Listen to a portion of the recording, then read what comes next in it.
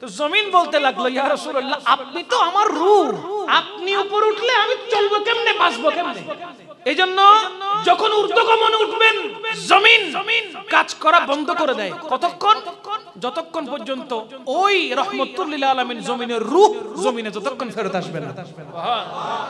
এইজন্য পানি গড়াগড়ি এখনো করছে, খিল এখনো নড়ছে, বিছানা এখনো গরম। কারণ কি? বলে কাজ করাই তো বন্ধ করে দিয়েছি। আমার কাজ করা তো বন্ধ হয়ে গেছে, আমার নবী তো উপর উঠে গেছে, তো আমি কাজ করব কি দিয়ে?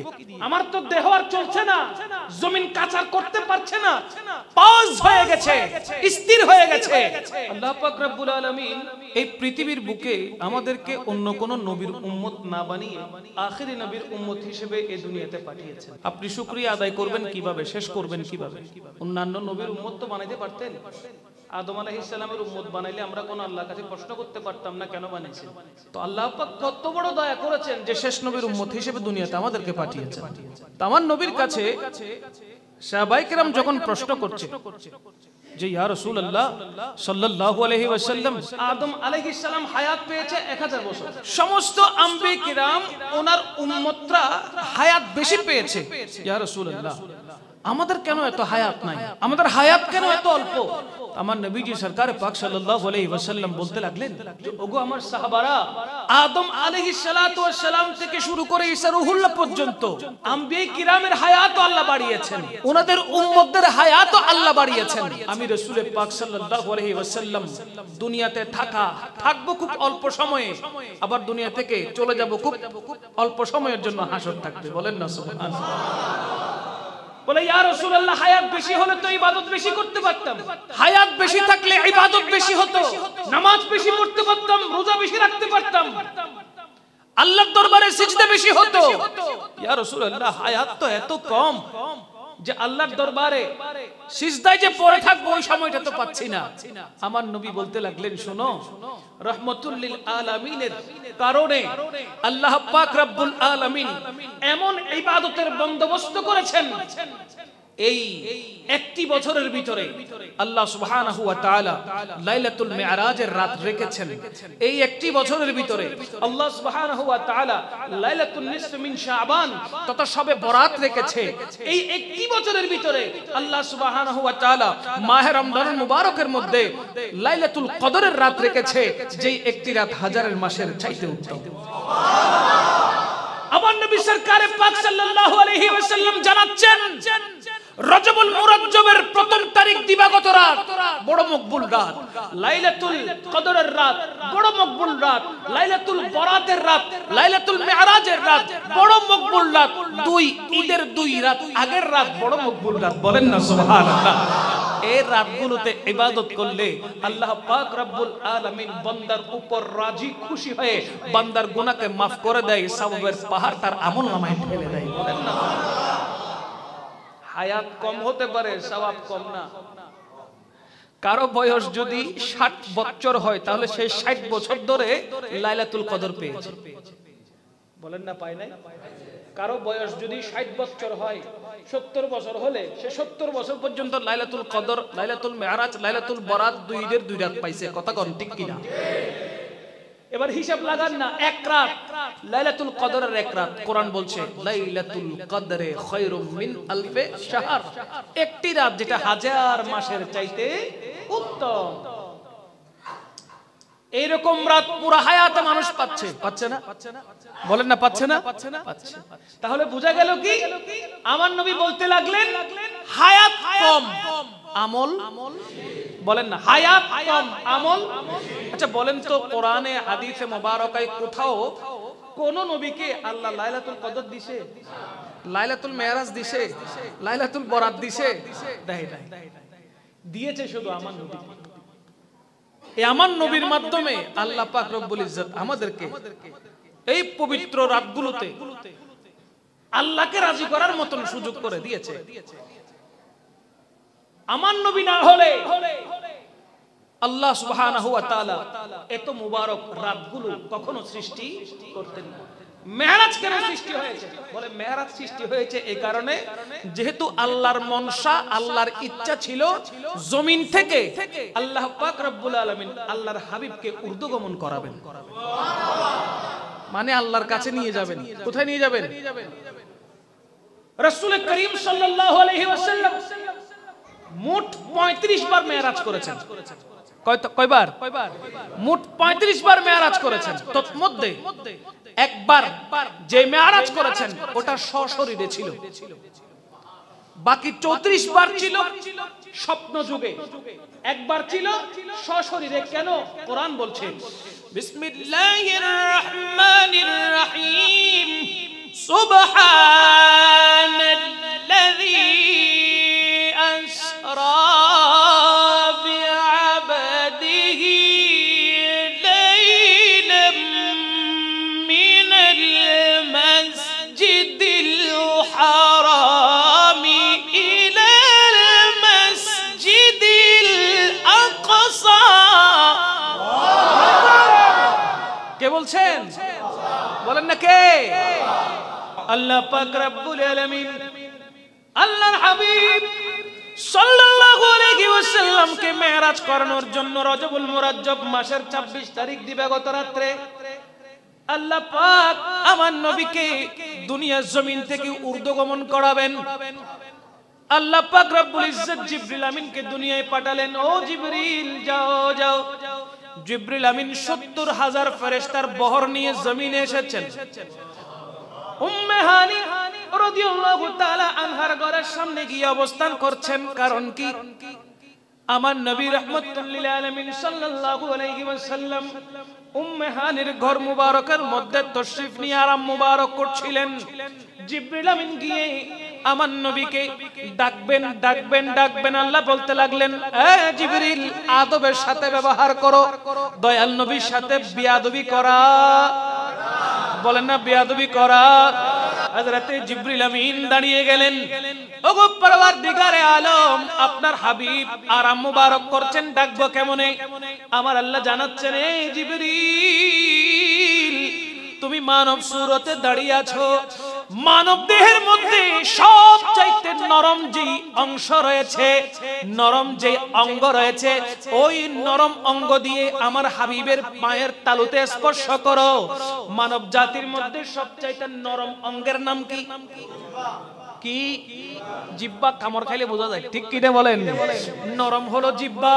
হযরতে জিবরিল আমিন এই জিহ্বা দিয়ে যখন আমার নবীর পা মুবারক স্পর্শ করলেন, সাথে সাথে জিবরিল আমিন নিজে বললেন সুবহানাল্লাহ। জিবরিল আমিন কি বললেন? আচ্ছা, মানুষ সুবহানাল্লাহ কখন বলে? অবাক হয়। সুবহানাল্লাহ কখন বলে? খুশি হলে বলে আলহামদুলিল্লাহ। খুশি হলে কি বলে? কিছু খাওয়ার আগে বলে বিসমিল্লাহ। কথা কন না। কিছু আশা করলে, কোথাও যেতে চাইলে বলে ইনশাআল্লাহ। বলে কি বলে না? তাহলে জিবরিল আমিন কি হয়ে গেল? অবাক। বলেন না, অবাক হয়ে গেল, আশ্চর্য হয়ে গেল। জিবরিল আমিন সুবহানাল্লাহ বলে উঠল। আমার নবী ঘুম ছিল, ঘুম থেকে উঠে গেলেন। এ জিবরিল, কি অবস্থা? কেন সুবহানাল্লাহ বলেছো? ডাকতে কেন এসেছো? ইয়া রাসূলুল্লাহ, ইয়া হাবিবাল্লাহ, আল্লাহ পাক রব্বুল আলামিন আপনাকে মেরাজে যাওয়ার জন্য দাওয়াত করেছেন। আমি জিবরিলকে পাঠিয়ে দিয়েছেন আপনাকে ঊর্ধ্বগমন করাবেন বলে আল্লাহ মনস্থ করেছেন। ইয়া রাসূলুল্লাহ, আপনার দরবারে আমি আরেকটি ফরিয়াদ করতে চাই। জিবরিল আমিন যখন ফরিয়াদ করতে লাগলেন, আমার নবী বলতে লাগলেন, বলো কি বলবা? একবার আপনার নূরানি কদমের তালু আমি জিহ্বা দিয়ে স্পর্শ করেছি, আরেকটি বার আপনার তালু মুবারকে চুমু খাইতে দেন। কে বলতেছেন? খুদ জিবরিল। খুদ জিবরিল আমিন বলতেছেন। তাফসীরে রুহুল বায়ানের মধ্যে লম্বা বিস্তারিত আলোচনা রয়েছে। বলতে লাগলো যে আরেকটু চুমু দেওয়ার সুযোগ করে দেন না। বলেন না সুবহানাল্লাহ।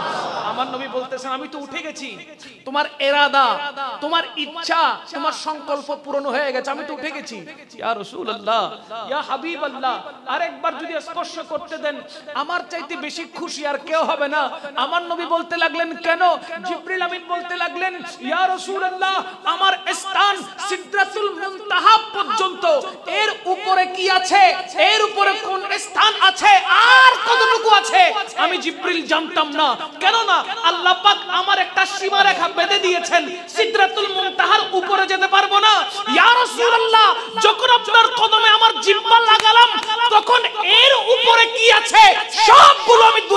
দেখতে পাচ্ছি।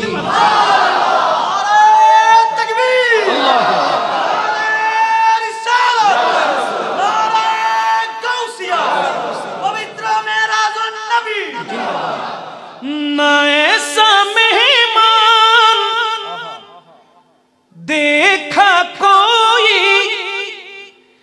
कि जिसके मेज़बान खुद खुदा है। ना ऐसा मेहमान देखा कोई कि जिसके मेज़बान खुद खुदा है। गया जो अर्शे उला के आगे, गया जो अर्शे उला के आगे, वो मुस्तफा है, वो मुस्तफा है। बोलें ना सुभान अल्लाह। हजरत जिब्रील अमीन আমার রাসূল পাক সাল্লাল্লাহু আলাইহি ওয়াসাল্লাম কে কামরা মুবারক থেকে উম্মে হানির ঘর মুবারক থেকে বের করলেন। আমার জিবরিল আমিন বলতে লাগলেন, ইয়া রাসূলুল্লাহ, ইয়া হাবিবাল্লাহ, আপনার জন্য যানবাহন রেডি। ওই যানবাহনের নাম কি? বরাক। বলেন নাকি? ওই যানবাহনের নাম কি? বরাক। ইয়া রাসূলুল্লাহ, Barak ready.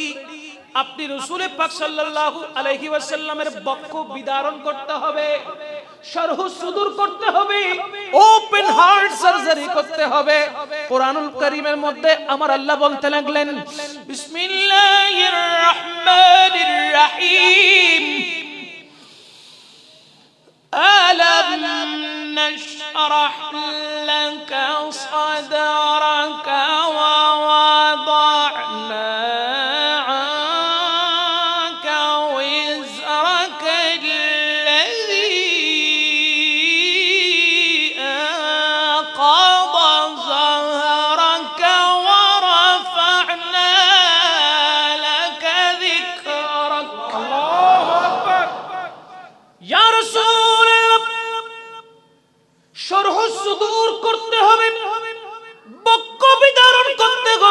Open heart surgery করতে হবে।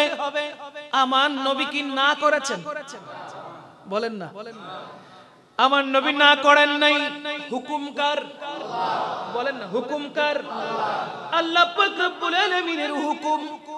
সুতরাং আমার নবী পাক সাল্লাল্লাহু আলাইহি ওয়াসাল্লাম বক্ষ বিদারণের জন্য মনস্থ করলেন। সাথে সাথে জিবরিল আমিন আমার রাসূল পাকের হার্ট সার্জারি করতে লাগলো। দুনিয়ার কোন মানুষকে যদি হার্ট সার্জারি করতে হয় তাহলে আগে ওই মানুষকে বেহুশ করতে হবে, ঠিক না? ওপেন হার্ট সার্জারি করতে হলে মানুষকে বেহুশ করতে হয় না? রক্ত লাগে না? বাঁচা মরা আসতেছে পরের ব্যাপার। অপারেশন সাকসেস হতেও পারে, নাও। আমার নবী পাক সাল্লাল্লাহু আলাইহি ওয়াসাল্লামকে যখন শরহ সুদূর করা হচ্ছিল তখন আমার নবী জিবরিল আমিনের সাথে কথা বলছে। তার মানে আমার নবীকে বেহুশ করা, আমার নবী হুঁশ হয়ে আছে, আছে না নাই? কিন্তু অনেক মুসলমান সেই রাহমাতুল লিল আলামিনের শানে বেয়াদবিমূলক কথা বলতে বিন্দু পরিমাণ চিন্তা করে না। কথা বলেন ঠিক কি না? যে মানুষ যাকে বেশি মহব্বত করে, আমার নবী বলতেছেন তার সাথে কাল হাসরের ময়দানে তার সাথে হাসর হবে, হাসর নসর তার সাথে হবে, যে যাকে মহব্বত করে, ভালোবাসে। আচ্ছা, মহব্বতের মানুষের দুর্নাম করে না সুনাম করে? কথা বলেন না কেন? কোন ছেলে মায়ের দুর্নাম করতে পারে? কোন ছেলে বাবার দুর্নাম করতে পারে? করতে পারে না। কারণ কি? অনেক বেশি ভালোবাসে, ঠিক কিনা বলেন? সন্তান যত অপরাধ করুক, মা কোনোদিন বলে না যে আমার সন্তান অপরাধ করে ঘরে আসছে, ঠিক কিনা? মায়ের চাদরের আঁচলের নিচে ওই সন্তানের সমস্ত দোষ ঢাকা পড়ে যায়। বলে আমার ছেলে এরকম না, আমার ছেলে অপরাধ করতে পারে। এটা কিসের কারণ? ভালোবাসার কারণ। বলেন না, কিসের কারণ? মার সন্তানের মধ্যে ভালোবাসার কারণে। যদি দোষ করার পরে দোষটা গোপন থাকে, তাহলে আমার নবীকে তো আল্লাহ মাসুম করে দুনিয়াতে পাঠিয়েছেন। আল আম্বিয়াউ মাসুমুন বলতেছে না, নবীরা মাসুম। নবীরা কি? ওনারা পাপ করতে পারে। তো তোমরা কেমন উম্মত যারা আমার রাসূলের পাকের দোষ ত্রুটি খুঁজো? কথা বলেন ঠিক কি না?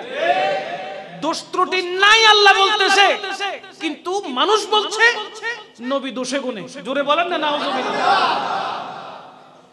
মানুষ বলছে রাসূল করিম সাল্লাল্লাহু আলাইহি ওয়াসাল্লামকে রাখাল বলে সম্বোধন করছে। রাসূল করিম সাল্লাল্লাহু আলাইহি ওয়াসাল্লাম নাকি আম্মা জান খাদিজাতুল কুবরা রাদিয়াল্লাহু তাআলা আনহার চাকর ছিল।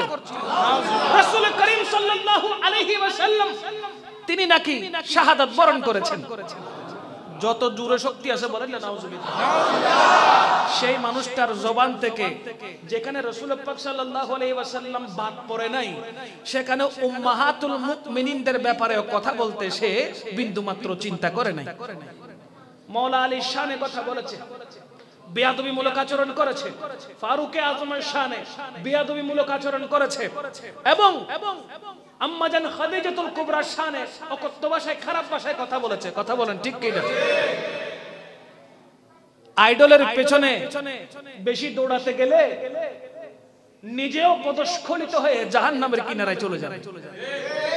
সে তো জাহান্নামী, তো জাহান্নামী, তার অনুসারীরাও জাহান্নামের দিকে নিপতিত হচ্ছে, কিন্তু তাদের কোনো খেয়াল। আল্লাহ কোরআনে বলছে নবীজির শানে, নবীজির মান সম্মানে, মর্যাদায় অসম্মান হয় এমন কোন শব্দ, এমন কোন বর্ণ, এমন কোন বাক্য উচ্চারণ করা যাবে না। আর তারা ওই শব্দগুলো বেছে বেছে নেয় যে শব্দগুলোর ভিতরে দোষ ত্রুটি আছে। কথা বলেন ঠিক কি না? স্পষ্টভাবে বোঝা গেল নিশ্চয়ই তারা আমার নবীকে মহব্বত করে, ঠোঁট থেকে, অন্তর থেকে নয়। আর আমার নবী বলতে লাগলেন, ওয়ান আনাস ইবনে মালিক রাদিয়াল্লাহু তাআলা قال قال رسول الله صلى الله عليه وسلم لا يؤمن احدكم حتى اكون احب اليه من ولده وولده والناس اجمعين او كما قال عليهم السلام الا لا ايمان لمن لا محبه له। আমার নবী যেখানে বলে দিলেন, শুনে রাখো, ধন দৌলতের চাইতে বেশি, মাতা পিতার চাইতে বেশি, সন্তান সন্ততির চাইতে বেশি, এমন কি নিজের জানের চাইতে বেশি, যতক্ষণ পর্যন্ত আমি রাসূলকে মহব্বত করতে পারবে না, ততক্ষণ তুমি পাক্কা ঈমানদার হতে পারবে না। যেখানে আমার নবীর ঘোষণা আছে ঈমানদার হতে হলে সব একদিকে রাখতে হবে, আর আমি নবীর মহব্বত আর একদিকে রাখতে হবে। নবীর মহব্বতের জন্য সবকিছু কুরবান করতে হবে। আর এখন আমরা রিয়ালের খেয়ালে নবীকে কুরবান করতে দেরি করি না, ঠিক কিনা বলেন? অথচ সাহাবায়ে কেরামের কথার ভঙ্গিমা কেমন ছিল, ফরিয়াদের ভঙ্গিমা কেমন ছিল? ইয়া রাসূলুল্লাহ, আপনার কদমে আমার মা বাবা কুরবান। তারপরে প্রশ্ন করত, আগে বলতো কি? ইয়া রাসূলুল্লাহ, আপনার কদমে আমার মা বাবা কুরবান। এরপরে প্রশ্ন করত। আর এখন সামান্য দুনিয়ার টাকার কারণে, চেয়ারের কারণে, ক্ষমতার কারণে আমার নবীর কলিজায় আঘাত দিতে বিন্দু পরিমাণ দেরি করতেছে না। অথচ তারা ভুলে গেছে ঈমান মিলা উনকে সদকে, কুরআন মিলা উনকে সদকে, ঈমান মিলা উনকে সদকে, कुरान मिला उनके सदके, रहमान मिला उनके सदके। वो क्या है जो हमने पाया नहीं, वो क्या है जो हमने पाया नहीं, बिन मांग दिया और इतना दिया, बिन मांग दिया और इतना दिया, दामन में हमारे समाया नहीं, कुर्बान में उनकी बख्शिश के। जोरे बोलें ना না সুবহানাল্লাহ। সাহাবায়ে কেরামের আমল ছিল, ইয়া রাসূলুল্লাহ আমার আম্মা আমার আব্বা আপনার কদমে কুরবান, ইয়া রাসূলুল্লাহ আপনি না হলে না ঈমান পেতাম, আপনি না হলে না আল্লাহকে চিনতাম, আপনি না হলে না নামাজ পেতাম, আপনি না হলে না কোরআন পেতাম, আপনি না হলে না রোজা পেতাম, আপনি না হলে না হজ যাকাত পেতাম। ইয়া রাসূলুল্লাহ সব কিছু আল্লাহ আমাদেরকে দিয়েছে আপনি নবীর মাধ্যমে। নবী ছাড়া কেউ কোনো কিছু পেত না। সভ্যতাই ছিল না মানুষের মধ্যে, মানবতা ছিল না মানুষের মধ্যে, মানুষ হায়াওয়ান ছিল, মানুষের ভিতরে মনুষ্যত্ব ছিল না, মানুষ পশু থেকে আরো খারাপ ছিল। সেই জায়গায় মানুষের ভিতরে যিনি মনুষ্যত্ব দান করেছেন, মানবতার শিক্ষা দিয়েছেন, সামাজিকতা শিখিয়েছেন, তিনি হচ্ছেন রাহমাতুল লিল আলামিন। কোন সন্দেহ বলেন না, কোন সন্দেহ? তিনি দো জাহানের কামলিওয়ালা, আমার নবী আপনার নবী, পরকালে পার কান্ডারি রাহমাতুল লিল আলামিন। একমাত্র তিনি আমাদের কবরে হাসরে পুলসিরাতের পারে আল্লাহর পক্ষ থেকে ইজাজত নিয়ে আমরা জাহান্নামী থাকলে জান্নাতি বানাবেন। তো সেই নবীর শানে গুস্তাখি করলে, বেয়াদবি করলে এটা আল্লাহ কি সহ্য করবেন? কোরআন কি বলে? ইয়া আইয়ুহাল্লাযীনা আমানু লা তাকুলু রাইনা ওয়া কুলু উনজুরনা। আল্লাহ বলতেছেন কি জানেন? হে ঈমানদারগণ, তোমরা বলো না, কি বলবে না? রাইনা। তোমরা আমার নবীর শানে রাইনা শব্দটা ব্যবহার করবে না। ওয়াকুলু, বরঞ্চ তোমরা বলো উনজুরনা, ইয়া রাসূলুল্লাহ একটু আমাদের দিকে দয়ার নজর করুন। বলেন না সুবহানাল্লাহ। আমার নবীকে কি রকম করে ব্যবহার করতে হবে শিক্ষা দিচ্ছে কে? আল্লাহ। কোরআন কয়টা? বলেন না। আল্লাহ কজন? শেষ নবী কজন? তো কোরআনও একটা, আল্লাহও একটা, আখরি নবীও একজন, সব একজন। তো ব্যাখ্যার মধ্যে ভুল কেন? বিশ্লেষণের মধ্যে ভুল কেন? তাফসীরের মধ্যে ভুল কেন? বলে কেউ ঈমানের উপরে বিক্রি হয়েছে আর কেউ টাকার উপরে বিক্রি হয়েছে। যারা ঈমানের উপরে বিক্রি হয়েছে তারা দুনিয়াকে লাথি মেরেছে, দুনিয়া বিমুখ হয়েছে। আর যারা টাকার উপরে বিক্রি হয়েছে তারা ঈমানকে টাকা দিয়ে বিক্রি করে ফেলেছে। এই জন্য তাফসীরের ভিন্নতা আছে, অনুবাদের ভিন্নতা আছে, সব এক, কিন্তু বলার সময় ভঙ্গিমাও ভিন্ন, তাফসীরও ভিন্ন, ব্যাখ্যাও ভিন্ন। ঠিক কি না বলেন? নাম দিচ্ছে তাফসীরুল কোরআন মাহফিল, অথচ সেইখানে আলোচনা চলতেছে রাজনৈতিক। কথা বলেন না কেন? হাকিকতান তাফসীরুল কোরআন মাহফিল করে সুন্নিরা, হাকিকতান তাফসীরুল কোরআন মাহফিল করে সুন্নিরা, আর বাকিরা তাফসীরুল কোরআন বড় বিশাল ব্যানার করে, সেখানে অভিনয় ছাড়া আর কিছু পাওয়া যায় না।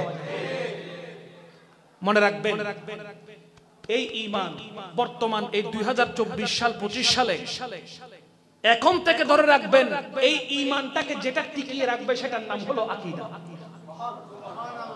বুঝেন নাই? বর্তমানে ঈমানটাকে টিকিয়ে রাখবে, বলেন না কি? আকীদা। মুখের ভিতরে জিহ্বা আছে না নাই? এই জিহ্বাটাকে মনে করেন ঈমান। চতুর্দিক থেকে তীর নিক্ষেপ করা হচ্ছে। একদিকে তীর মারতেছে আহলে হাদিস, অপর দিকে তীর মারতেছে জামাতে, অপর দিকে তীর মারতেছে বাতিল পন্থীরা। কথা বলেন ঠিক কিনা? শিয়া, খারেজি, রাফেজি, মুতাজিলা সবাই তীর মারছে, সবাই তীর দিয়ে আঘাত করছে। ওই তীরটা যাতে জিহ্বায় এসে না লাগে আল্লাহ দাঁতের ব্যবস্থা করে দিয়েছে।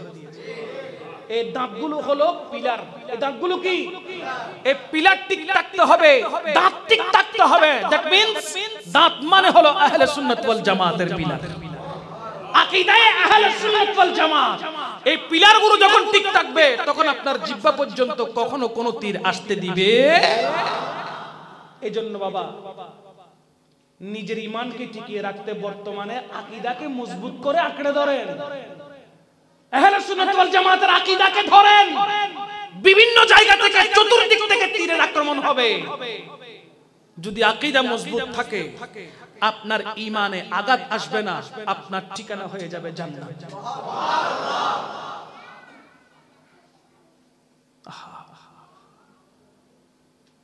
বর্তমানে আকীদাটাকে মজবুত করে ধরা এটা ফরজ হয়ে গেছে, ঠিক কিনা বলেন? বর্তমানে আকীদাকে মজবুত করে আঁকড়ে ধরাটা কি হয়ে গেছে? ফরজ হয়ে গেছে। কারণ আকীদা নড়বড় হলে আপনার ঈমানে আঘাত আসবে, আর যার ঈমানে আঘাত আসে তার সব বরবাদ হয়ে যায়।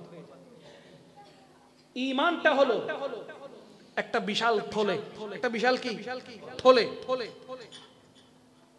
ওই থলের ভিতরে নামাজকে ঢুকাতে হবে, রোজাকে ঢুকাতে হবে, হজ যাকাতকে ঢুকাইতে হবে। বাজারে গিয়ে যেরকম তরকারি মাছ মাংস বাজার করে নিয়ে আসেন, ওই থলের তলা যদি কাটা থাকে কোনো কিছু নিয়ে আসতে করে পারবেন? এই জন্য থলে ঠিক আছে, তলা কাটা, কোন আমল থাকবে? এই তলাটার নাম হলো আকীদা। তলাটার নাম কি? আকীদা। এই আকীদা যখন তলা যখন ঠিক থাকবে আপনার ঈমান মজবুত থাকবে। এবার যা কিছু নেন সেখানে সবগুলোর হেফাজত থাকবে ঈমান এবং আকীদার কারণে। আল্লাহ আমাদেরকে সঠিক বুঝার তৌফিক দান করুন। আমাদের ঈমান থাকে সুন্নি জামাতের আকীদার ভিতরে যেন আমরা থাকতে পারি, আহলে সুন্নাত ওয়াল জামাতের আকীদা নিয়ে যেন দুনিয়া থেকে যেতে পারি। আল্লাহ আমাদেরকে সেই তৌফিক দান করুন। আল্লাহুম্মা সাল্লি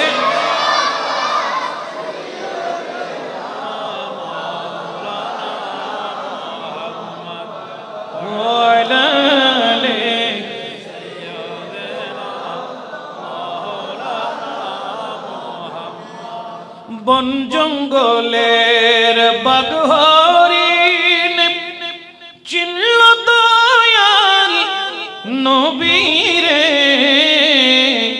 মানব হয়ে চিনলি না রে মন, দুঃখ রইল মনেতে। আল্লাহুম্মা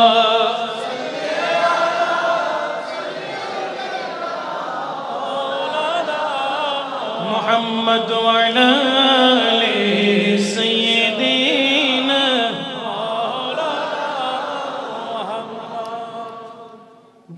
কোথায় ছিলাম বলেন?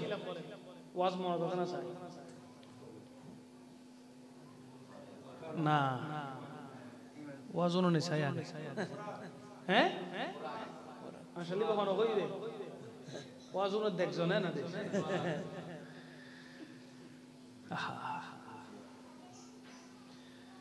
মারহাবা।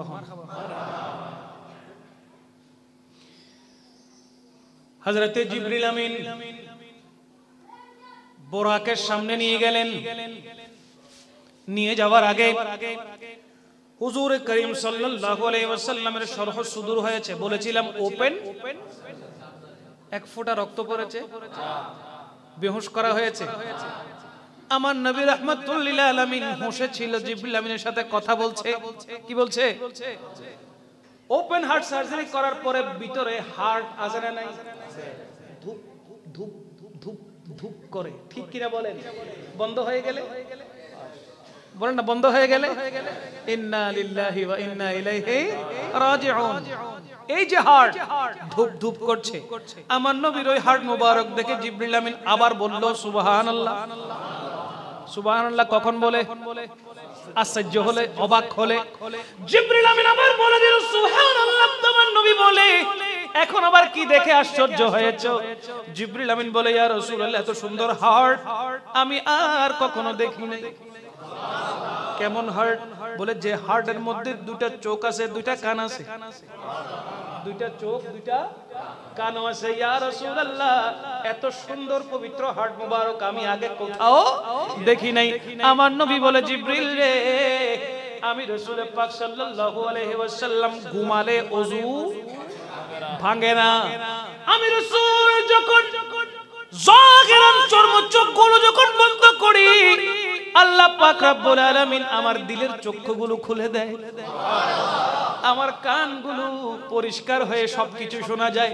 আমার কোন উম্মত কোন দেশে কোন জেলায় কোন থানায় কোন গ্রামে কোন শহরে কোন স্থানে বসে আমি নবীর উপর দরুদ শরীফ পড়ছে, আমি নবী সব শুনতে পাই, সব দেখতে পাই। এইরকম দিল এইরকম অন্তর আর কোন নবীর কাছে ছিল?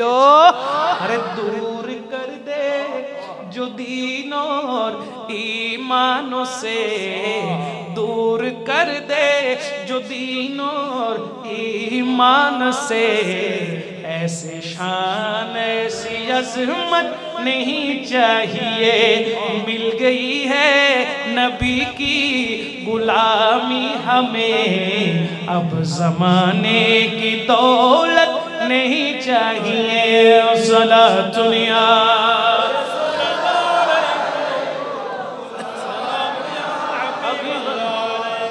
রাসূল পাক সাল্লাল্লাহু আলাইহি ওয়াসাল্লামকে নিয়ে গেলেন বুরাকের সামনে। এখন বুরাকার স্তিন নাই, নাচানাচি শুরু করে দিল। বুরাকার কি নাই? স্তিন নাই, নাচানাচি আরম্ভ করে দিল। জিবরিল আমিন বলতে লাগলো, এ বুরাক শান্ত হও, তোমার পিঠের উপরে রহমতুল লিল আলামিন চড়বে। বুরাক বলে, ওগো জিবরিল আমিন, আমার নবীর দরবারে আমার একটি ফরিয়াদ রয়েছে, আমার ফরিয়াদ শুনতে হবে, কবুল করতে হবে। জিবরিল আমিন বলতে লাগলেন, ওই ফরিয়াদটা কি বলো? রহমতুল লিল আলামিন দাঁড়িয়ে আছে, বলেন আমার নবী পাক সাল্লাল্লাহু আলাইহি ওয়াসাল্লাম, আমার সরকারে পাক কাল হাসরের ময়দানে যখন উম্মতদেরকে শাফাত করবে, আমি বুরাককে ও শাফাত যেন ওয়াজিব করে দেয়। আল্লাহ পাক রব্বুল আলামিন ডাক দিয়ে বলেন, জিবরিল রে, আমার বন্ধুকে তাড়াতাড়ি নিয়ে আসো, আমি ওদের আগ্রহ নিয়ে অপেক্ষা করছি, তাড়াতাড়ি নিয়ে আসো, তাড়াতাড়ি নিয়ে আসো। বুরাককে শুভ সংবাদ এখনই দিয়ে দাও, বুরাককে শুভ সংবাদ এখনই দিয়ে দাও। বুরাক যেটা চেয়েছে আমি আল্লাহ সেটা কবুল করে নিয়েছি। আমার নবীর সাইতে বড় সেরা আর কেউ আছে? সবার উর্দে সবার সেরা রহমতুল লিল লাখোं आए यहाँ और लाखों गए, ऊंचे ऊंचे शहंशाह यहाँ ना रहे। কত রাজা বাচ্চা আসলো, কত রাজা বাদশা গেল, ঠিকানাও নাই, ঠিক কিনা বলেন? আলা হযরত কি বলতেছে দেখেন এবার। क्या खबर कितने तारे खिले चुप गए, কত তারা আসমানে জ্বলছে আবার কত তারা নিভে যাচ্ছে, তার কি কোনো হিসাব আছে? তাহলে হযরত বলতেছেন, क्या खबर कितने तारे खिले छुप गए, पर ना डूबे ना डूबा हमारा नबी। पढ़िए सबसे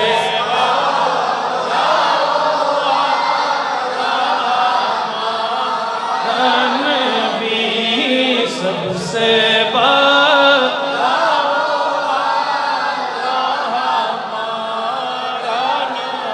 अपने मौला का प्यारा हमारा नबी, अपने मौला का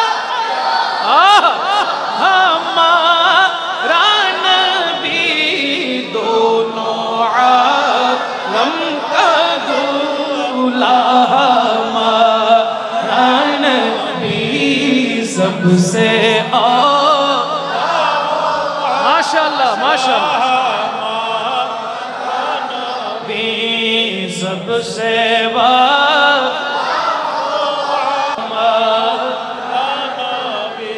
বলেন না সুবহানাল্লাহ। আমার নবীর চাইতে সেরা আর কেউ কে আল্লাহ বানাই নাই? বানাই না বাজি? আর নবীর দল্লে আরেকজন খোদাই বানাই না? আহা কি কইতাম, মাশাআল্লাহ গরদ মিদ্দি হনগ্য ফুয়া জন্ম লইলি মা হদে বাফর দলি হয় না বাফা হদে দুরুনা আর দলি আর বাফর দলি দাদা আইরে হদে না তোর দলি কেউ দলি নিবে আর দলি হয় না হয় এবার নানা আই এক একজন এক এক কান ইতার মত প্রকাশ করে করে না করে এবার মুরব্বি জিবে গরত ই ভাই হয়তো তোরা কেউ দলি নুইতে 40 দিন 40 দলি হয় না হয় কোন কিতাবত এ হতা নাই আন নবী যেতে মা আমিনার পুরগরত জন্ম লই আশি যেতে দুনিয়ার তশরিফ রাখি দাদা জানো এ হতা হবে সাহস নবী আর দল লই এ হতা হবে সাহসী ন করে শুধু দাদা জান নয় কেউ এ হতা না হয় নবী মুকুট দললে নবী সমুকুট দললে কিয়া আন নবীরে আন নবীর মথন গরিন আর খোদাই বানাই जिसका कोई सानी नहीं वो नबी हमारा है जिसका कोई सानी नहीं वो नबी हमारा है भाई जिसका कोई सानी नहीं जिसका कोई सानी नहीं वो नबी हमारा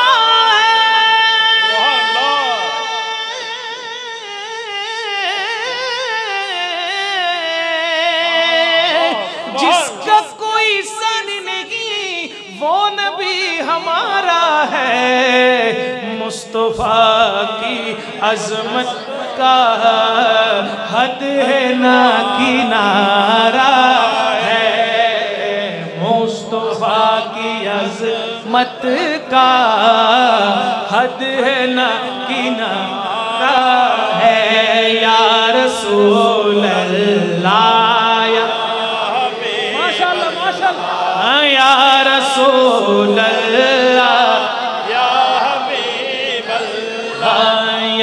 रसूल अल्लाह या माशाअल्लाह या रसूल अल्लाह या हबीब अल्लाह जोर पर हो तोफा भी डगमगाए नैया भी সমুদ্রের মধ্যে যদি তুফান হয় নৌকা টিক থাকবে দেখেন শায়ের কি বলে জোর पर हो মানে জুরে জোর पर हो तूफान भी डगमगाए नैया भी नैया माने नौका जोर पर हो तूफान भी डगमगाए नैया भी जोर पर हो तूफान भी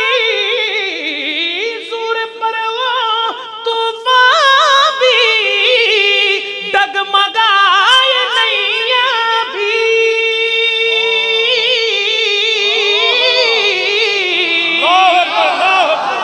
जोर पर हो तूफान भी डगमगाए नैया भी जोर पर हो तूफान भी डगमगाए नैया भी आप जब करम कर दे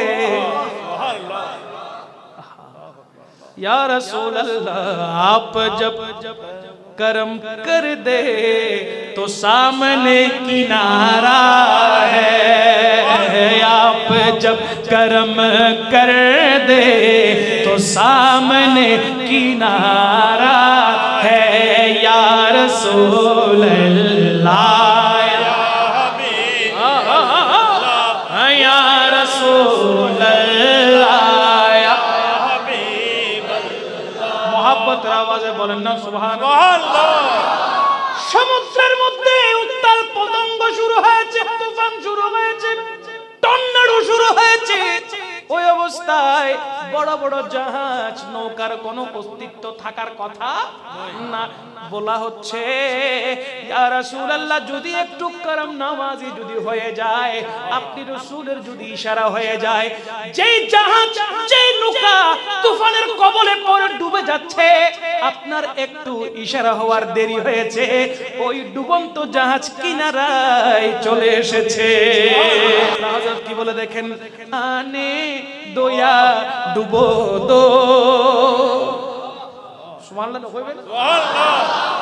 आने दो या डुबो दो, अब तो तुम्हारी जानिब आने दो या डुबो दो, अब तो तुम्हारी जानिब कश्ती तुम ही पे छोड़ी, किश्ती तुम ही पे छोड़ी, लंगर उठा दिए हैं, उनकी महफिल दिल के गुंजे खिला दिए हैं, जिस राह चल गए हैं कूचे बसा दिए हैं। बोलें ना सुभान अल्लाह।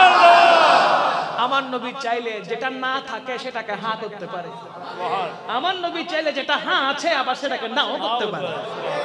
নবীকে ওই ক্ষমতা দিয়েছে কি আল্লাহ। আমার নবী বলে, ও বুরাক, তোমার ফরিয়াদ কবুল হয়ে গেছে, হাসরের ময়দানে তোমাকে শাফাআত করা ওয়াজিব হয়ে গেছে। বুরাক শান্ত হয়ে গেল, আমার নবী বুরাকের উপরে উঠলো। বুরাকের রফতার কেমন? বলা হয় বুরাকের রফতার এমন যে মানুষের দৃষ্টি শক্তি যেখানে গিয়ে শেষ হয়, বুরাক চোখের পলকে সেখানে গিয়ে পৌঁছে যায়। তার মানে কত দ্রুত, চিন্তা করে দেখেন। কোন মানুষ ডিস্টেন্স বুঝে যানবাহনে উঠে, এখান থেকে কেউকে যদি ঢাকায় যেতে হয়, দ্রুত যেতে হলে বিমানে যেতে হবে, ঠিক না? বলে কি না, বিমানে নয়, একটু সময় নিয়ে গেলে অসুবিধা। তাহলে সে দুটো অপশন নিবে, একটা হচ্ছে বাস আর একটা হলো ট্রেন। ভুলেও কেউ রিকশায় উঠবে না, কথা বলেন না, ঠিক না? কারণ কি, রিকশায় উঠলে সে জানে কয়েক সপ্তাহ লাগতে পারে, কথা বলেন না, ঠিক কি না? চাঁদের দেশে গেলে সেখানে কোনো বাসও চলবে না, ট্রেনও চলবে না, বিমানও চলবে না, লাগবে কি? রকেট। বলেন না, কি লাগবে? তার মানে জায়গার দূরত্ব যত বেশি, যানবাহনের কোয়ালিটি। বুরাক, ওই বুরাকের রাস্তার কেমন? বলে চোখের পলকে যেখানে দাঁড়িয়েছে মানবের দৃষ্টি যেখানে গিয়ে শেষ হয়, বুরাক মুহূর্তে সেইখানে গিয়ে পৌঁছে যায়। এবার কোরআন বলছে, লাইলাম মিনাল মসজিদিল হারামি ইলাল মসজিদিল আকসা, এক রাতের ভিতরে, ওই রাতের মধ্যে আমার রাসূল পাক সাল্লাল্লাহু আলাইহি ওয়াসাল্লাম সফর শুরু করেছেন মসজিদে হারাম শরীফ থেকে মসজিদে আকসা পর্যন্ত। মসজিদে হারাম থেকে বের হয়েছেন, আকসা পর্যন্ত যাচ্ছেন। যাবার বেলায় বহুত ঘটনা, ওইদিকে যাচ্ছে না, সময় সংক্ষেপ। মসজিদে আকসার মধ্যে যখন পৌঁছে গেল, তখন সমস্ত আম্বিয়া কেরাম, আদম আলাইহিস সালাতু ওয়াস সালাম থেকে ঈসা রূহুল্লাহ পর্যন্ত যত নবী রাসূলকে আল্লাহ দুনিয়াতে দায়িত্ব দিয়ে পাঠিয়েছেন, প্রত্যেক নবী রাসূল সেইখানে অপেক্ষা করছে। কেন? বলে রহমাতুল লিল আলামিন মসজিদে আকসায় তাশরীফ রাখবে। আমি যখন আসছিলাম তখন মওলানা নাদিমুল মুস্তাফা রিসিভ করার জন্য কোথায়, এই অক্সিজেনের মোড়ে রাস্তায়, ওখানে কি বসে আছে, হ্যাঁ, ভাটিয়ারির ওখানে অক্সিজেন রোডে, সেখানে বসে আছে। বাইক নিয়ে কয়েকজনকে নিয়ে, মাহফিল কমিটির মানুষদেরকে নিয়ে সেখানে বসে আছে। কেন? আসবো, একটু রিসিভ করতে হবে। তো দুনিয়ার রীতিনীতি দেখেন, এগুলো আজকের না তো। আমার রাসূল পাক সাল্লাল্লাহু আলাইহি ওয়াসাল্লাম যখন মসজিদে হারাম থেকে মসজিদে আকসায় যাচ্ছেন, তখন আম্বিয়া কেরাম বহর নিয়ে দাঁড়িয়ে আছে আমার নবীকে রিসিভ করার জন্য। সাধারণ কোনো মানুষ না। আম্বিয়ায়ে কেরাম দাঁড়িয়ে আছে কেন? বলে আমাদের সরদার আসতেছে, যিনি ইমামুল আম্বিয়া, নবীদের যিনি সরদার। বলে আমাদের সরদার আসতেছে, ওনাকে রিসিভ করার জন্য আমরা দাঁড়িয়ে আছি। বলেন না সুবহানাল্লাহ। ভিতরে প্রবেশ করলেন জিবরিল আমিন, বলে ইয়া রাসূলুল্লাহ, আপনাকে ইমামতি করতে হবে, নামাজ পড়াইতে হবে। আচ্ছা বলেন তো, তখন নামাজ আসছে? বলেন না, তখন তো নামাজ আসে নাই। এটা কি নামাজ পড়াইলেন আমার নবী? তখন নামাজের কোন হুকুম বান্দার উপরে আসে নাই, ফরজ হয় নাই। নামাজ আনতে তো যাবে, এখনো যায় নাই। আছে মসজিদে, কোথায়? আকসাতে। সমস্ত আম্বিয়া কেরাম অপেক্ষা করছে আমার নবীর পিছনে 2 রাকাত নামাজ পড়বে বলে। আহা, লক্ষ লক্ষ আশিক রাসূল তিত্তের কাকের মতো তাকিয়ে থাকে। তখন শাহিন শাহ সিরি করে আসে, কখন হুজুর কিবলায়ে আলম আসবে, বাস একটু 2 রাকাত নামাজ পড়ার জন্য। যোহরের নামাজ হোক, জুমার নামাজ হোক, এক ওয়াক্ত নামাজের জন্য সকাল 8টা 9টা থেকে বসে থাকে, যে একটু বসে থাকি, হুজুর কিবলায়ে আলমের চেহারা পাক দেখলে দিল ঠান্ডা হয়ে যায়। ঠিক না? ঠিক না? ইল্লাল মাওয়াদ্দাতা ফিল কুরবা, মহান প্রভু কয় ঐশী কোরআন খুলিয়া দেখো, বিশ্বাস যদি নয়, আলে রাসূলকে ভালোবাসতে, আলে রাসূলকে ভালোবাসতে এই আয়াতে আল্লাহ বলে এসো মুসলিম দলে।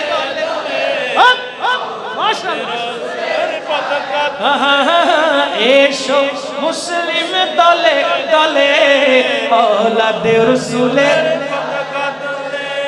ভালোবেসে ছায়া নিলে, বলো ভালোবেসে ছায়া নিলে, সর্ব কাজে শান্তি মিলে। এসো মুসলিম দলে দলে, ওলাদে রাসূলের। বিশেষ হয় কি হয় না? একটু দেখার জন্য বসে থাকে, একটু করে বাস। কখন থেকে? সেই সকাল থেকে। অনেকে তো 2 দিন আগে চলে যায়। একটু দেখবে, সামনে সিট নেওয়ার জন্য লক্ষ মানুষের ভিড়ে সামনের সিটে শুধু একটু দেখবো আওলাদ রাসূলের চেহারা। যে চেহারা দেখলে ওই ইবাদত, গুনাহ মাফ হয়ে যায়। কথা বলেন না, ঠিক না? যিকরুল আম্বিয়া মিনাল ইবাদা ওয়া যিকরুস সালিহিন কাফারা। আলে বাইত রাসূলের চেহারা দেখলে, औलाद रसूलेর চেহারা দেখলে, হক্কানি রব্বানি আলেমের চেহারা দেখলে, যার চেহারার ভিতরে রব তাআলার কথা স্মরণ হয়ে যায়, যাকে দেখলে ইবাদত করতে মন চায়, আল্লাহর কথা স্মরণ হয়, তাদের চেহারা দেখলে গুনাহ মাফ হয়ে যায়। অধীর আগ্রহ নিয়ে বসে থাকে। কথা বলেন, ঠিক কি না? একটু মিলান না। উনি তো রাহমাতুল লিল আলামিন, উনি তো সরকারে পাক, উনি তো দো জাহানের কামলি ওয়ালা। সমস্ত নবীরা অপেক্ষা করছে কখন হায়াতুন নবী আসবে, ওনাকে একটু মন ভরে দেখবো, ওনার পিছনে নামাজ আদায় করব। দাঁড়িয়ে গেলেন আমার নবী পাক সাল্লাল্লাহু আলাইহি ওয়াসাল্লাম। পিছনে সাধারণ মুসল্লি, যারা মুক্তদি হয়েছেন, সাধারণ মুসল্লি না রে ভাই, সমস্ত আম্বিয়া কেরাম পিছনে লাইন ধরেছে, ফেরেশতারা পিছনে লাইন ধরেছে। কেন? বলে হুজুর পাক সাল্লাল্লাহু আলাইহি ওয়াসাল্লামের পেছনে ইক্তেদাইতু বিহাদাল ইমাম বলার জন্য। নামাজ আকসা ने जब पढ़ाई तो अंबिया रसूल ये बोले, अरे नमाज हो तो नमाज ऐसा, इमाम हो तो इमाम ऐसा। नमाज अक्सा 2 রাকাত নামাজ, আল্লাহ জানে কয়শো বছর পার করছে। আল্লাহ পাক রব্বুল ইজ্জত ভালো জানে, আল্লাহর নবী ভালো জানে এই 2 রাকাত নামাজ পড়তে কয় লাখ কয় কোটি বছর পার করছে। কেমন নামাজ, ইমাম কেমন আর মুক্তদি কেমন। নামাজের পর আম্বিয়া কিরাম আমার নবীর তারিফ করতেছেন, ওয়াজ ও নসিহত করতেছেন, তারিফ করতেছেন, আল্লাহর প্রশংসা, আল্লাহর হাবিবের প্রশংসা করতেছেন। একের পর এক প্রশংসা করছে। তাদের থেকে বিদায় নিয়ে কাজ শেষ করে, সেখানে নামাজ শেষ করে এইবার আল্লাহর হাবিব সাল্লাল্লাহু আলাইহি ওয়াসাল্লাম মেরাজের জন্য মসজিদে আকসা থেকে ঊর্ধ্বগমন করবেন। নিচের থেকে কোথায়? এখন উপর উঠবে। হারাম থেকে আকসা পর্যন্ত এইভাবে এসেছে, এটাকে বলা হয় আসরা। কি বলে? আসরা আকসা পর্যন্ত, এরপর হলো মেরাজ। এবার উঠবে উপরে, সিদরাতুল মুনতাহা গিয়ে মেরাজ শেষ। সিদরাতুল মুনতাহা থেকে আবার উপর উঠবেন, সেটাকে বলা হয় ইরাজ। বলেন না সুবহানাল্লাহ।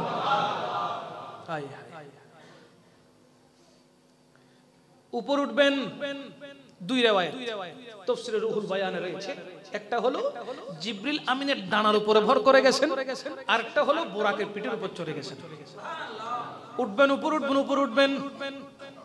ওই অবস্থায় জমিন কান্নাকাটি শুরু করে দিল, হাই হুতাশ করা শুরু করে দিল, কান্নাকাটি করা শুরু করে দিল।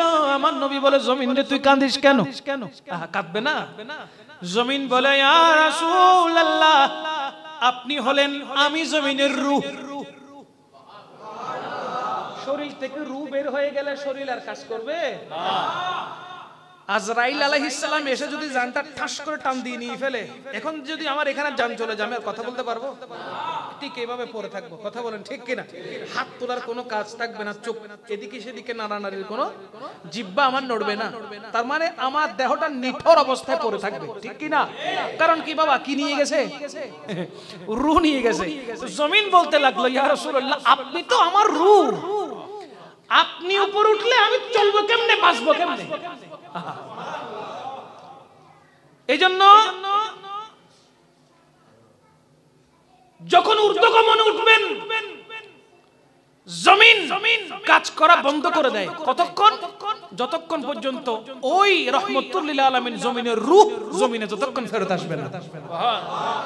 এই জন্য পানি গড়াগড়ি এখনো করছে, খিল এখনো নড়ছে, বিছানা এখনো গরম। কারণ কি? বলে কাজ করাই তো বন্ধ করে দিয়েছি, আমার কাজ করা তো বন্ধ হয়ে গেছে, আমার নবী তো উপর উঠে গেছে, তো আমি কাজ করব কি দিয়ে?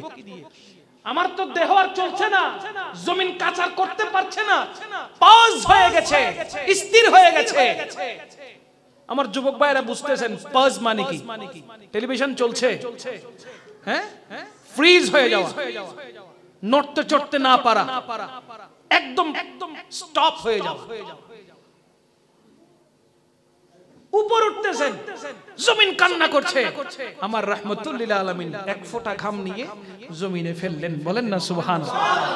ওই ঘাম মুবারক জমিনে পড়ার সাথে সাথে সেখান থেকে গোলাপ ফুলের সৃষ্টি হয়েছে। আমার নবী বলতেছেন, জমিন হাই হুতাশ করিস না, কান্না করিস না, আমি যাচ্ছি থেকে যাওয়ার জন্য নয়, আবার আসার জন্য যাচ্ছি। আল্লাহর সান্নিধ্যে যাওয়ার পর কেউ আর আসতে চাইবে? বলেন না।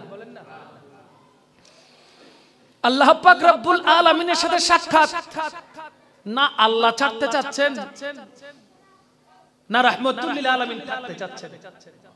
বিষয়টা বুঝেন।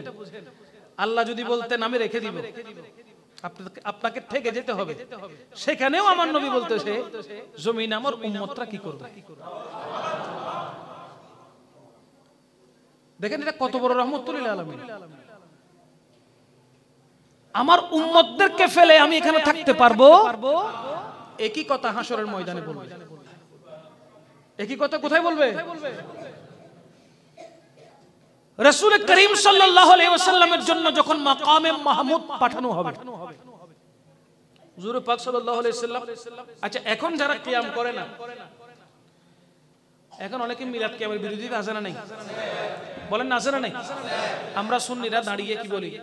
ইয়া নবী সালাম আলাইকা, ইয়া রাসূল সালাম আলাইকা, ইয়া হাবিব সালাম আলাইকা সালাওয়াতুল্লাহ আলাইকা। বলেন না সুবহানাল্লাহ। আরে কত শান্তি লাগে, ঠিক কি না? হাসরের ময়দানে যখন সমস্ত সৃষ্টি মানুষ দাঁড়িয়ে থাকবে বসার জন্য, আমার নবীর জন্য মাকামে মাহমুদকে পাঠানো হবে।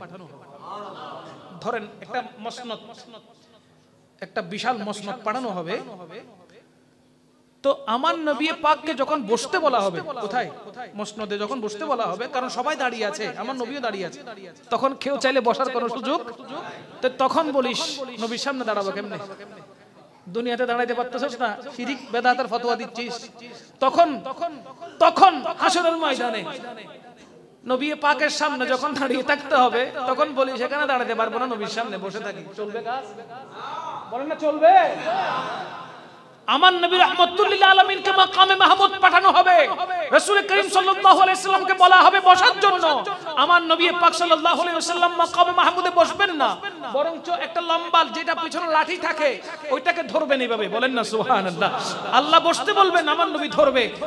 বলা হবে ইয়া রাসূলুল্লাহ আপনাকে বসতে বলা হয়েছে। বলে হাসরের ময়দান থেকে আমি যদি চেয়ারে বসি, চেয়ারটা আমাকে নিয়ে দ্রুত জান্নাতে চলে যাবে, আমি চলে গেলে আমার উম্মতের কি অবস্থা হবে? আমি যদি জান্নাতে প্রবেশ করে ফেলি, আমার উম্মতদের কি অবস্থা হবে? আমি আল্লাহকে সম্মান করে ধরেছি আমার হাত দিয়ে, ততক্ষণ পর্যন্ত হাসর ত্যাগ করব না যতক্ষণ আমার একজন উম্মত জাহান্নামে থাকবে। কত বড় দয়াবান রাহমাতুল লিল আলামিন, চিন্তা করে দেখেন। আল্লাহর দরবার থেকে আবার জমিনে আসতেছেন একমাত্র উম্মতের মায়া, ঠিক কি না? কার মায়ায়? এ বলেন না কার মায়ায়? উম্মতের উচিত নিজের জিন্দেগিটা নবীর প্রেমে ওয়াকফ করে দেওয়া। নিজের জীবনটাকে দামি করতে হলে রাহমাতুল লিল আলামিনের কদমে নিজের জানটাকে কুরবান করে দিতে হবে। আমার উপর দয়া করে আল্লাহর রাসূল সাল্লাল্লাহু আলাইহি ওয়াসাল্লামের পবিত্র নবুয়তের হাত মোবারক দিয়ে হাউজে কাউসারের পানি নিয়ে আপনাকে আমাকে পান করান। কারণ হাউজে কাউসারের পানির মালিক হলেন খুদ রাহমাতুল লিল আলামিন। আমার নবী না চাইলে কাউসারের পানি মুখ পর্যন্ত আসবে? তো যারা গুস্তাখি করে, বেয়াদবি করে, হুজুর সাল্লাল্লাহু আলাইহি ওয়াসাল্লামকে সিক্স প্যাক বলে, আমার নবীর সামনে বেয়াদবি করে, কাউবয় বলে বেয়াদবি করে, তার জন্য কি কাউসারের পানি থাকবে? তার ব্যবহারে কি নবীজি খুশি হয়েছেন? তার ব্যবহারে কি নবী তার উপর রাজি হয়েছেন? না রে ভাই, না না না না, রাজি হয় নাই। তোর উপর তওবা করা ওয়াজিব হয়ে গেছে।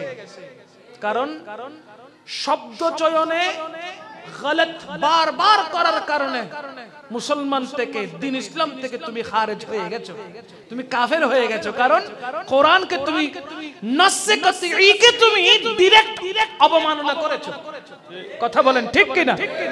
যে কোরআনকে অবমাননা করে, অস্বীকার করে, কোরআনের আয়াতকে ছলে বলে কলা কৌশলে না মানার চেষ্টা করে, তার ঈমান কখনো থাকে? আপনার দিলের ভিতরে, আমার দিলের ভিতরে কি আছে আল্লাহ জানে কি জানে না? আল্লাহ সবকিছু ওয়াকিফাল, আল্লাহ সব জানে।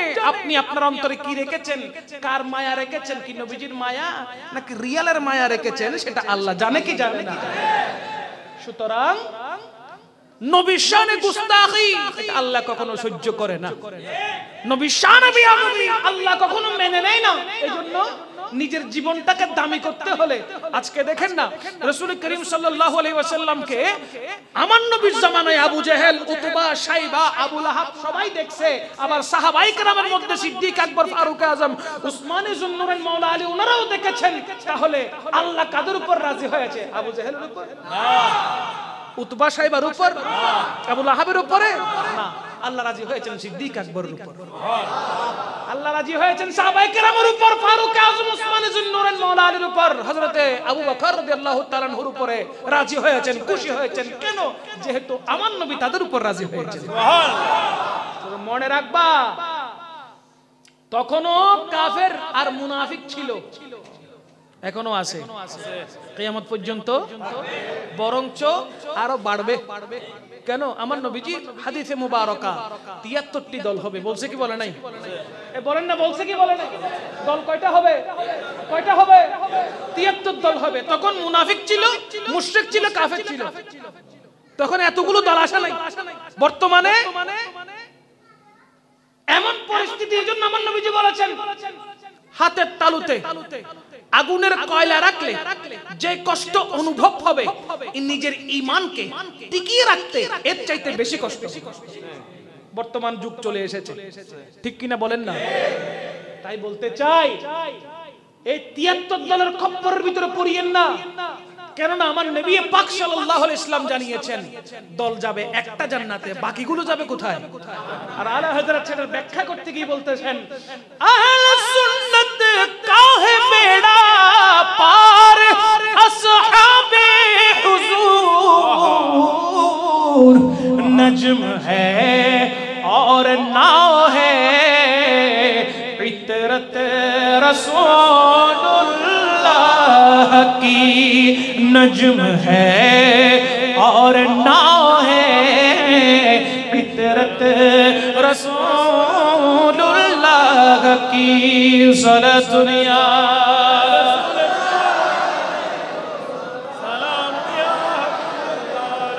তাহলে কি বুঝলাম? একদল জান্নাতি, সে দলের নাম আহলে সুন্নাত ওয়াল জামাত। বর্তমানে এই কয়েক বছর ধরে ৪-৫ বছর হবে, কয়েক বছর ধরে শুনতেছি আহলে সুন্নাত ওয়াল জামাত তারাও দাবি করে, ঠিক না? বিভিন্ন ব্যানারে পোস্টারে লিখে হুজুর আহলে সুন্নাত ওয়াল জামাত। আগে আহলে সুন্নাত ওয়াল জামাতকে তারা বেদাতি বলতো, আর এখন বর্তমানে যখন বুঝতে পেরেছে যে একদলই জান্নাতে যাবে, এখন তারাও লেখা শুরু করেছে আহলে সুন্নাত ওয়াল জামাত। বাবারে তোমরা হইলা কাক, ময়ূরের পেখম লাগাইলে ময়ূর হওয়া যায় না। কাক সব সময় কাকই থাকে, ময়ূরের পেখম লাগিয়ে ময়ূর হতে চাইলে ময়ূর পরিচয় পাবা না, তোমরা কাক কাকই থাকবা। কথা বলেন ঠিক কিনা? যতই রূপ পাল্টাও, যতই নিজেকে পরিবর্তন করার চেষ্টা করো, কাজ নাই, কোনো ফায়দা নাই। যেহেতু সমস্ত সাহাবায়ে কেরামও সুন্নি ছিল, বর্তমানে আমরা যারা আমরাও সুন্নি আছি। কথা বলেন ঠিক কিনা? সুন্নিদের পরিচয় একটা, তারা গোলামে মুস্তাফা, তারা নবীজির গোলামিতে সব সময় ব্যস্ত থাকে, সরকারে পাক সাল্লাল্লাহু আলাইহি ওয়াসাল্লামের গোলামিতে থাকে, বাস এটাই হলো তাদের পরিচয়। তাদের চেহারা দেখলে বোঝা যায় সুন্নি নাকি অন্য কিছু, ঠিক কিনা বলেন? চেহারা দেখলে কিন্তু বোঝা যায় সে কে। হযরত বিলাল হাবশী কালো হলেও বিলাল হাবশীর উপরে আল্লাহ এবং রাসূল রাজি হয়েছে কিনা বলেন? আর সিটেঙ্গে দেখতাম হতানো আছে, আর মানুষ হালত করে দাঁড়ে মারি ফেলি নামাতে হয় না, ইয়ে সামরা কি হইতারে হালত তারে কিন্তু দাঁড়ে মারি ফেলি, তার মানে ৬০টা কিলো সুখ ফিরেন না পারি। হযরতে বিলাল হাবশী ওই রকম একজন ছিল, যিনি চামড়া কালো হতে পারে কিন্তু দিলের ভিতরে যাকে রেখেছে ওই নূরের কারণে ভিতর থেকে নূর বের হতো। বলেন না সুবহানাল্লাহ? আকায় তাকলে ফেরানো যেত যে বিলাল হাবশীর জন্য জান্নাতের হুরে গেলমানরা প্রতিযোগিতা নামবে, আমাকে দেন, আমাকে দেন, আমাকে দেন, আমাকে দেন, বিলাল হাবশীকে আমাকে দেন, এরকম বলবে। কোন জান্নাতের হুর? যারা পানি পান করলে ওই পানিগুলো গলা দিয়ে কোথায় যাচ্ছে সেটা স্পষ্ট দেখা যায়। কেমন জান্নাতের হুর? যে হুরে গিলমানগুলো জান্নাত থেকে যদি থুতু নিক্ষেপ করে, ওই থুতু যদি আটলান্টিক মহাসাগরে পড়ে, বড় বড় সমুদ্রে যদি পড়ে, নোনা সাগরে যদি ওই থুতু পড়ে, সাথে সাথে সমস্ত নোনা পানি মুহূর্তে মিষ্টি হয়ে যাবে। কেমন হুরে গিলমান! যারা দুনিয়ার জমিনের মধ্যে তাদের কনিষ্ঠ আঙ্গুল যদি একটু করে ১ ইঞ্চি দেখায়, ১ ইঞ্চি যদি কনিষ্ঠ আঙ্গুল দেখায়, সূর্যের আলো তাদের আলোর সামনে হার মানবে। এমন হুর, সেই হুরগুলো তালাশ করবে হযরতে বিলাল হাবশী। কারণ কি? বলে তিনি গোলামে মুস্তাফা, নবীর গোলাম হওয়ার কারণে আমরা হুর প্রতিযোগিতা শুরু করে দিয়েছি, কার আগে কাকে, কে ওনার কাছে যাবে। বলেন না সুবহানাল্লাহ? ওনার ভাগে কে যাবে? আর জান্নাত যাকে নিয়ে গর্ব করবে, অহংকার করবে, যাকে তালাশ করবে, তিনি হযরতে বিলাল হাবশী। একটা জিনিস মাথায় সেট করে নেন, মাথায় বসিয়ে নেন একটা জিনিস, গোলামে মুস্তাফা হয়ে যান, দুনিয়া আখিরাতের বাদশাহী করতে পারবেন। গোলামে মুস্তাফাতে নাম লিখতে না পারলে দুনিয়াও বরবাদ আখিরাতও। আমার রাসূল পাক সাল্লাল্লাহু আলাইহি ওয়াসাল্লাম এখন উপরের দিকে উঠবেন, জমিনকে ঠান্ডা করে দিলেন গোলাপ ফুলের মাধ্যমে। এখন উপরের দিকে উঠবেন, উপরের দিকে উঠবেন, প্রথম আসমানে গেলেন, দেখা হয়ে গেল হযরতে বাবা আদম আলাইহিস সালামের সাথে। জমিন থেকে আসমান, আপনি যদি বাহিরে যান উপরে তাকালে দেখা যায় কিনা? কি দেখা যায়? দূর না, মেঘ দেখা যায়। কি দেখা যায়? মেঘের উপর দিয়েও বিমান চলে কি চলে না? তাহলে বোঝা গেল এটা আকাশ না, এটা কি? মেঘ। এর উপরে, অনেক উপরে, 500 বছরের রাস্তা, বেশি না। কয় বছর? জমিন থেকে প্রথম আসমান কয় বছরের রাস্তা? আবার প্রথম আসমান থেকে দ্বিতীয় আসমান আরো 500 বছরের রাস্তা। এভাবে সপ্তম আসমান পর্যন্ত কয় হাজার বছর? 3500 বছরের রাস্তা আল্লাহর হাবিব চোখের পলকে চলে গেছেন।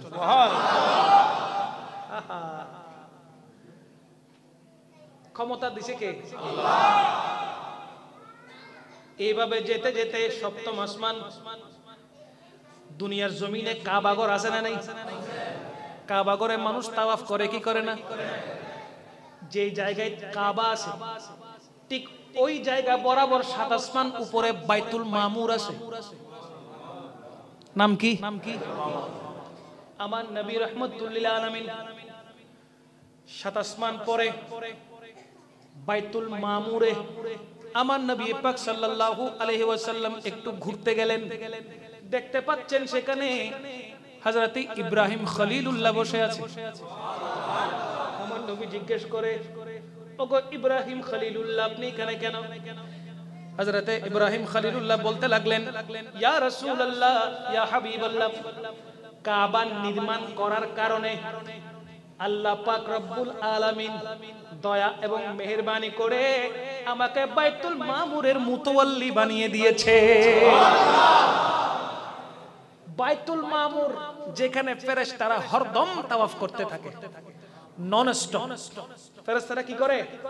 বাইতুল মামুরে অল টাইম তাওয়াফ করতে থাকে।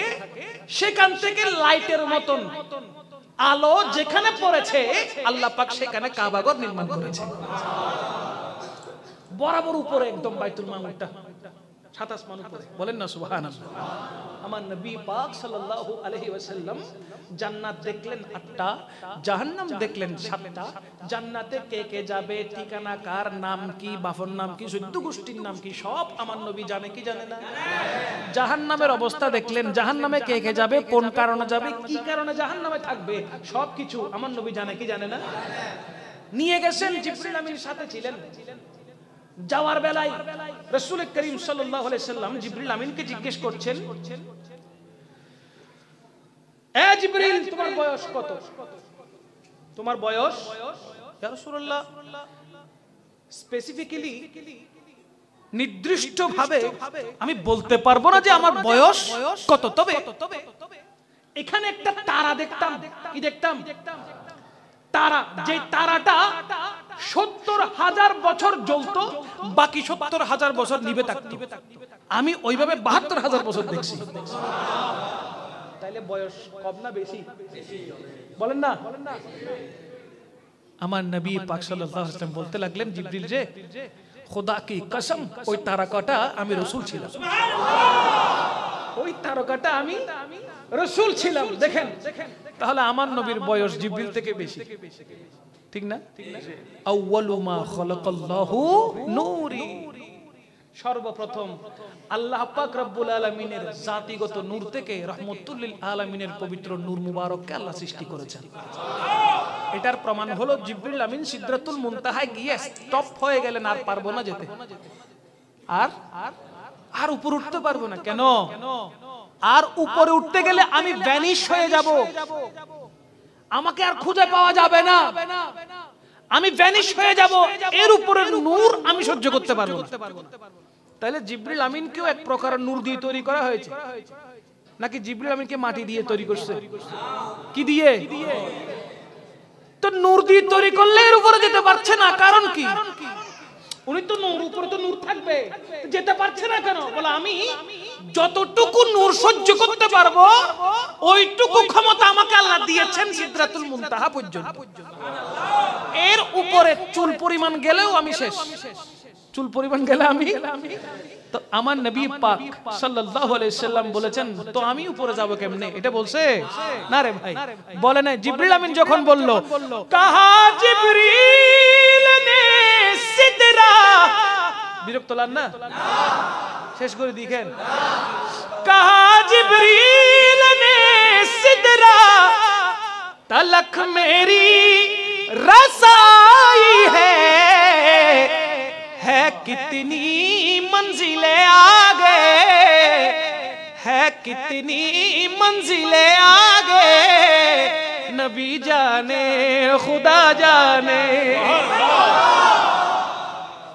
এর উপরে কি আছে এটা আমি জানি না, আপনি রাসূল জানেন আর আল্লাহ জানেন। এখান থেকে কাউকে যদি ঢাকায় পাঠানো হয়, একবারও যায় নাই, প্রথম পাঠাবো তাকে, আনন্দ লাগবে নাকি একটু একটু ভয় লাগবে? অব্বাজি এখন আক্ক বাক্য কিছু নছিনি, দেখা যায় হড় যাই হার হাসে যাইম ঠিকানা তো না জানি, ও তো দেখা যাইলেও মনে এত্তর একখান শহর হুক্কে যাইতে হুক্কে যাই গই, এটা আর অন্য দিয়ে সুড্ডা হাইতে হাম করি দে, গিডে হাড়ায় হাম করি দে, তৈলে যাই ভয় পাবে কিনা বলেন না, ভয় পাবে কিনা? কেন বল নতুন যাচ্ছে তাই। আমার নবী বলতে লাগলেন হে জিবরিল তোমার যাওয়াটা যেখানে শেষ হয়ে যায় আমি রাসূলের যাওয়া সেখান থেকে শুরু হয়ে যায়। তার মানে আমি যাচ্ছি যেখানে এটা আমার পুরাতন জায়গা, নতুন জায়গা না। আমি যেখানে যাচ্ছি ওটা আমার পুরাতন জায়গা, আপ ডাউন আমার বহুবার হয়েছে। তুমি জিবরিলকে লাগবে না, আমি পৌঁছে যাব। কারণ যিনি দাওয়াত দিচ্ছেন তিনি কে? বলেন না কে? ফেরেশতারাও খুশি, বলে আজ রাহমাতুল লিল আলামিন এসেছে, আজ দয়াল নবী উপস্থিত হচ্ছে, আজকে জাহান্নামের দরজা বন্ধ হয়ে গেছে, জান্নাতকে দুলহানির মতো সাজানো হয়েছে। গোটা আসমান জুড়ে সমস্ত ফেরেশতারা একটু ওদের আগ্রহ নেই বসে আছে, শুধু রাহমাতুল লিল আলামিনের চেহারার জিয়ারত করবে বলে। যেখানে সরকারে পাকের সুরত দেখলে তার জন্য জাহান্নাম হারাম হয়ে যায়। স্বপ্নে দেখলেও জাহান্নাম হারাম, স্বপ্নে দেখলেও জাহান্নাম হারাম হয়ে যাবে, স্বপ্নে দেখলেও হয়ে যাবে, বাস্তবে দেখলেও হয়ে যাবে। কারণ আমার নবী বলতে লাগলেন আমার কোন উম্মত আমি রাসূলকে যদি স্বপ্নে দেখে সে বুঝে নিতে হবে সে আমাকে বাস্তবে দেখেছে। এটাও হাদিসে মুবারকায় স্পষ্ট রয়েছে, সহিহুল বুখারীতে নোট হয়েছে যে আমি রাসূলের দরবার যে উম্মত জিয়ারত করতে আসবে, এক riwayat এভাবে আছে মান যারা কবরি ওয়াজিবাত লাহু শাফাআতি, আমার নবী বলেছেন আমার রওজায় যে জিয়ারত করতে আসবে তার জন্য শাফাআত ওয়াজিব হয়ে যাবে। আমার নবী আরো বলতে লাগলেন আমার রওজা জিয়ারত করা মানে আমি রাসূলের সাথে সরাসরি সাক্ষাৎ করা। তাহলে নবীজির সাথে সাক্ষাৎ করা মানে জাহান্নাম, বলেন না জাহান্নাম। এইজন্য ফারুক আজম মক্কাতুল মুকাররমায় গেলে হজ শেষ করে দ্রুত চলে আসতেন মদিনায়, বলে মক্কায় থাকবো না, রাহমাতুল লিল আলামিনের কদমে চলে যাব। তো সাহাবায়ে কেরাম বুঝেছেন। আর 2024 সালে এসে অনেক ডান্ডো মার্কা মৌলবী রাসূল পাক সাল্লাল্লাহু আলাইহি ওয়াসাল্লামকে চিনতেছে না, বুঝতেছে না, পরেও না পড়ার ভান ধরতেছে, ঠিক কিনা বলেন? সুতরাং ওই সমস্ত বক্তার বক্তব্য থেকে নিজেকে হেফাজত করবেন, সেইগুলো শোনা যাবে যারা তাদের কথা শুনবে, শুনে আবার মানবে। শোনার পরে যেমন রাসূল করিম সাল্লাল্লাহু আলাইহি ওয়াসাল্লামকে যখন কাউবয় বলেছিল নাউজুবিল্লাহ, তখন দর্শক ছিল না, তারাও ঠিক বলে নাই, প্রত্যেকে কাফের। সে তো নিজে কাফের এবং যারা ঠিক বলছে তারাও কি? কারণ তার মানে হলো তারা মন সম্মতি দিয়েছে, জবানেও সম্মতি দিয়েছে যে হে আহাজারি আপনি যা বলছেন তা সত্য বলেছেন। জুড়ে বলেন না নাউজুবিল্লাহ। এবং ওপেন যারা ছিল, মজলিসে যারা ছিল, ওই ভিডিওটা যখন সোশ্যাল মিডিয়াতে আসছে, আসার পরে বিভিন্ন সাইটে গেছে, ফেসবুকে, পেজে, গ্রুপে, টুইটারে, ইনস্টাগ্রামে, টিকটকে, যেখানে গেছে, যত সোশ্যাল সাইটে গেছে, যারা যারা দেখছে, দেখে মন সম্মতি দিছে, কমেন্ট করছে, শেয়ার করছে, তারাও কাফের। কথা বলেন ঠিক কি না? আবার তওবা করতে হবে, ঈমান আনতে হবে, নয়তো কাফের হয়ে দুনিয়া থেকে জাহান্নামে যাবে। আল্লাহ পাক রব্বুল ইজ্জত ওই সমস্ত গান্ডু মার্কা বক্তব্য থেকে আমাদেরকে হেফাজত করুন। আমরা তো শুনবো না, আর কাউকে শুনতেও দিব না ইনশাআল্লাহ। বলেন।